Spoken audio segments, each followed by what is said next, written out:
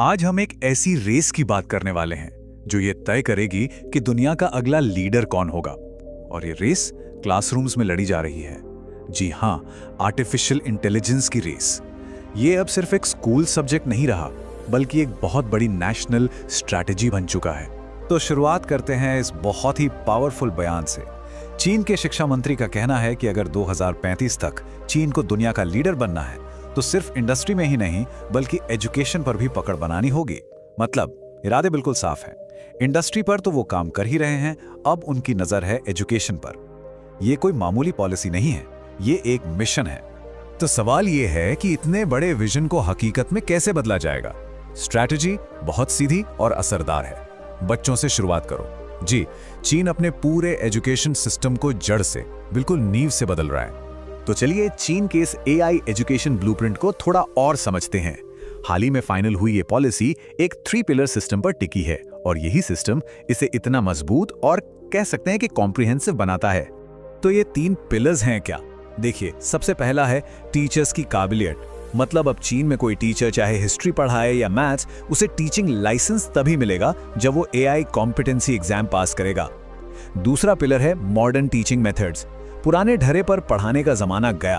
अब हर टीचर को अपनी क्लास से पहले, क्लास के दौरान और क्लास के बाद एआई को इस्तेमाल करना ही होगा। और तीसरा, जो शायद सबसे बड़ा कदम है, एक मैंडेटरी करिकुलम, यानी सिर्फ 6 साल की उम्र से हर बच्चे के लिए एआई पढ़ना कंपलसरी कर दिया गया है।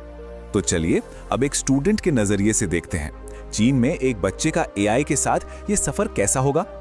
ये जर्नी पहली क्लास से शुरू होती है और सीधा यूनिवर्सिटी तक जाती है और हर लेवल पर ये और भी एडवांस होती जाती है। तो ये सफर दिखता कैसा है? देखिए, 6 से 8 साल की उम्र में, यानी पहली और दूसरी क्लास में, बच्चों को कहानियों और गेम्स के जरिए एआई से मिलवाया जाता है। और कमाल की बात यह है कि इसी उम्र में उन्हें डेटा प्राइवेसी जैसी चीजों के बारे में भी बताया जाता है। फिर 8 से 10 साल की उम्र में बच्चे खुद टेक्स्ट, इमेज और ऑडियो बनाने वाले छोटे मोटे एआई प्रोजेक्ट्स पर काम करने लगते हैं। 10 से 12 साल की उम्र तक आते आते वो डिसीजन ट्रीज और न्यूरल नेटवर्क जैसे कॉन्सेप्ट समझने लगते हैं। मिडिल स्कूल में तो लेवल एकदम बदल जाता है। डेटा इकट्ठा करने से लेकर मॉडल ट्रेन करने और उसे डिप्लॉय करने तक पूरा एआई वर्कफ्लो सिखाया जाता है। सीनियर सेकेंडरी में वो एडवांस्ड एआई इंटेलिजेंट एजेंट्स बनाते हैं। और आखिर में यूनिवर्सिटी में कोई आर्ट्स पढ़े या साइंस, कोई फर्क नहीं पड़ता, एआई एक कंपल्सरी कोर्स है। अब ये डिसीजन ट्री सुनने में थोड़ा टेक्निकल लगता है ना? पर जरा सोचिए, ये 5वीं 6ठी क्लास के बच्चों को पढ़ाया जा रहा है। ये बस एक ऐसा मॉडल है जो फैसले लेने के लिए सवाल पूछता है। जैसे मान लीजिए एआई से पूछा कि क्या आज बारिश होगी, तो वो पूछेगा क्या बाहर धूप है? जवाब आया हाँ। फिर वो पूछेगा क्या हवा में नमी कम है? जवाब आया हाँ। तो मॉडल फट से बता देगा कि बारिश नहीं होगी। बस इतना सिंपल।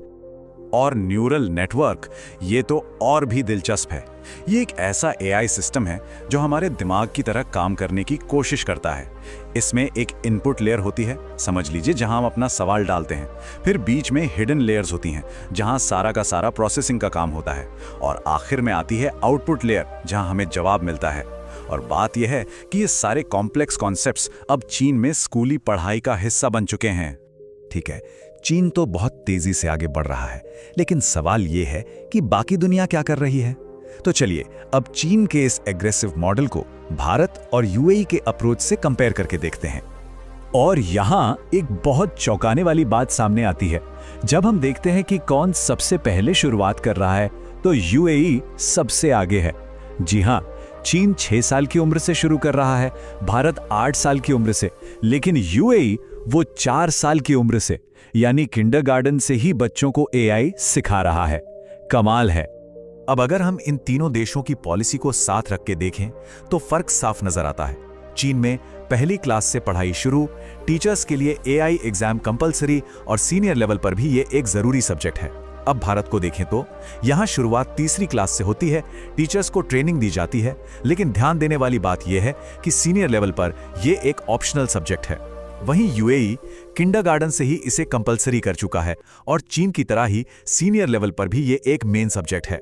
यूएई का करिकुलम भी कुछ कम नहीं है। ये 7 अलग अलग एरियाज पर फोकस करता है।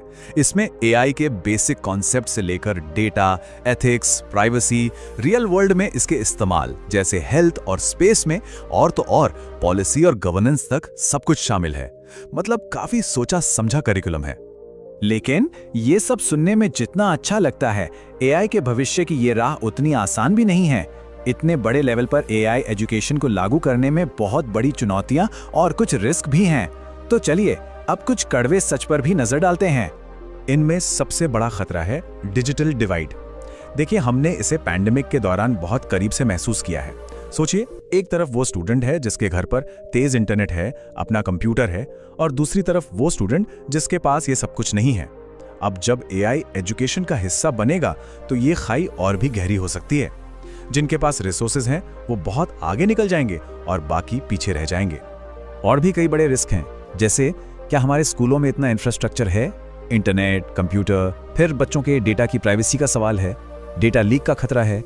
हर स्कूल में अच्छी क्वालिटी की पढ़ाई हो, ये पक्का करना भी एक बहुत बड़ी चुनौती है। और सबसे बड़ी चिंता, एआई का इस्तेमाल नए तरह के झगड़ों और लड़ाइयों के लिए भी तो हो सकता है।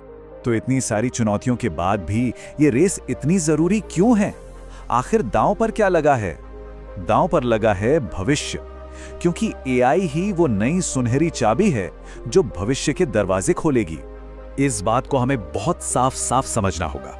एआई कोई हिस्ट्री या ज्योग्राफी जैसा एक और सब्जेक्ट नहीं है।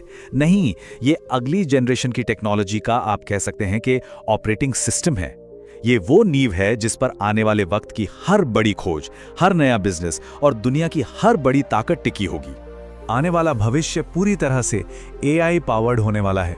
इंटेलिजेंट रोबोटिक्स हो, एडवांस्ड मशीन लर्निंग हो, स्पेस में नई खोज हो, मौसम का सटीक अनुमान लगाना हो, या फिर भविष्य की लड़ाइयां, हर इंडस्ट्री, हर सेक्टर, सब कुछ एआई पर ही चलेगा। और इसका मतलब बिल्कुल सीधा है, जो देश एआई की इस रेस में जीतेगा वही आने वाले कई दशकों तक दुनिया को लीड करेगा। यही इस रेस का असली इनाम है। और आखिर में एक सवाल जिसके साथ हम आपको छोड़े जा रहे हैं, अगर एआई एजुकेशन अगली पीढ़ी के लिए इतनी ही जरूरी है तो आज की पीढ़ी का क्या? क्या सरकारों की ये जिम्मेदारी नहीं बनती कि वो आज के अडल्ट्स को भी इस नए दौर के लिए तैयार करें? इस पर सोचिएगा जरूर।